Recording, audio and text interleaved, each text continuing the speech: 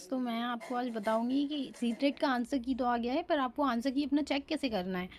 अपने करेक्ट को पहले आपको सबसे पहले अपना कोड देखना है कि आपका कोड क्या है। जैसे इसका सेट जी है और ये जो पेपर है ये मैथ और साइंस का है। मतलब जिसका भी मेन सब्जेक्ट जो 60 नंबर का होता है, जैसे कुछ लोगों का एसएसटी होता है, तो वैसे ही किसी का मैथ और साइंस होगा। तो उस वाले जिसका कोड जी है उसको इस पीडीएफ में से, पीडीएफ नंबर 1 में से ही चेक करना है। आपको सबसे पहले ऑप्शन ए से लेके ऑप्शन ओ क्वेश्चन नंबर 1 से लेके ऑप्शन नंबर 3 तक, यहाँ तक आपको अपना सीडीपी चेक करना है। सबसे पहले इसी पेपर में आपको सबसे पहले अपना सीडीपी चेक करना है। उसके बाद आप 31 से अपना मेन सब्जेक्ट मैथ और साइंस यहाँ इसी में से चेक करेंगे 90 तक। ठीक है।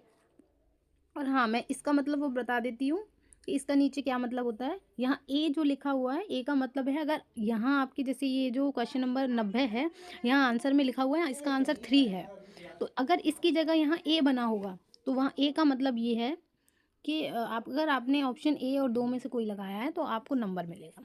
समझ गए। और अगर यहाँ आंसर जैसे ये 1 2 3 लिखा है, यहाँ अगर आंसर में बी लिखा है तो आपने 1 और 3 में से कोई लगाया होगा तो आपको नंबर मिलेगा। ऐसे ही यहाँ अगर सी लिखा हुआ है तो यहाँ आपको आपने 1 और 4 में से कोई आंसर लगाया है तो आपको नंबर मिलेगा। अगर डी लिखा हुआ है तो 2 और 3 में से कोई लगाया होगा तो नंबर मिलेगा। ई लिखा हुआ है तो 2 4 में से कोई जो भी लगाया है उसका नंबर मिलेगा। ज़्यादातर वैसे ए बी सी डी तो कम ही लिखा होता है, ज़्यादातर इसमें जेड ही लिखा होता है। जेड का मतलब अगर यहाँ कहीं जेड लिखा है, जैसे यहाँ क्वेश्चन नंबर 78 पे लिखा हुआ है जेड, तो इस आपने जो भी आंसर्स लगाए हैं इसमें आपको नंबर मिलेगा। इसका यही मतलब होता है। अब यहाँ सेट एच है, पर हमने ऊपर देखा था किसका, जी का। ओके, ये मैथ साइंस का ही है। ये यहाँ से आप चेक कर सकते हैं अपना सेट अगर आपका एच है तो। और जिसका सेट आई है वो अपना मैथ वाला यहाँ से चेक करेगा। जे वाला यहाँ से मैथ साइंस का ही है ये।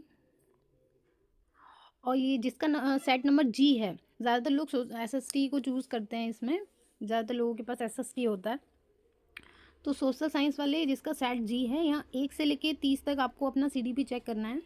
उसके बाद आपको 31 से लेके 90 तक अपना सोशल साइंस का पेपर जो है मेन सब्जेक्ट एसएसटी वाला, उसके क्वेश्चन आपको यहाँ से मैच करने हैं। पर आपको कोड देख लेना है, आपका कोड जी ही होना चाहिए। और ये नीचे में जेड का मतलब बता ही चुकी हूँ, यहाँ इसमें किसी में जेड है नहीं है। ये एच का सोशल साइंस का ही, जिसका एच है वो यहाँ से चेक कर सकता है। जिसका आई है वो यहाँ से चेक कर सकता है। जे वाला यहाँ से कर सकता है, वो 1 से लेके 30 तक सीडीपी चेक करेंगे। और फिर 31 से लेके 90 तक अपना सोशल साइंस। अब यहाँ जिसका सेट जी है ऊपर, तो वहाँ जिसने अपने सेकंड पेपर में सेकंड लैंग्वेज को इंग्लिश चुना है, second language as a English चुनी है, तो आपको 121 से सिलेक्ट करना, अपने आंसर्स मैच करने हैं। 91 से आपको आंसर्स मैच नहीं करने हैं। यहाँ आपको 121 से अपने आंसर्स मैच करने हैं इंग्लिश के पेपर के 150 तक। क्योंकि ये जो 91 से लेके 120 तक जो क्वेश्चंस हैं इसमें सेट में, वो मैच करेगा जिसने इंग्लिश को एज अ लैंग्वेज 1 चुना होगा। और जिसने इंग्लिश को एज अ लैंग्वेज 2 चुना है तो वो यहाँ 121 से अपने आंसर्स मैच कर सकता है 150 तक। ये ऐसे ही इसमें एच सेट का है, ये आई का है, ये जे का है। अब ये हिंदी है, जैसे सेट नंबर जी का ही उदाहरण लेते हैं, तो इसमें हिंदी का है सारा सॉल्व पेपर। तो जिसने एज अ लैंग्वेज हिंदी 1 चुना है, लैंग्वेज में अगर आपने हिंदी 1 चुना है तो आपको 91 से लेके 120 तक अपने आंसर्स मैच करने हैं। यहाँ 91 से 120 तक अगर आपने हिंदी 1 में चुना है तो लैंग्वेज 1 में। अगर आपने हिंदी को सेकंड में चुना है एज अ लैंग्वेज सेकंड, तो आपको यहाँ अपने आंसर्स 121 से मैच करने हैं 150 तक। ठीक है, आपको इसी में दोनों हिंदी का मिलेगा। हिंदी फर्स्ट चूज़ किया तो आपको पहले 91 से चेक करना है।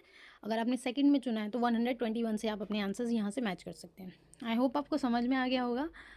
मैंने पूरी कोशिश की आपको अच्छे से समझ में आए। Thank you so much.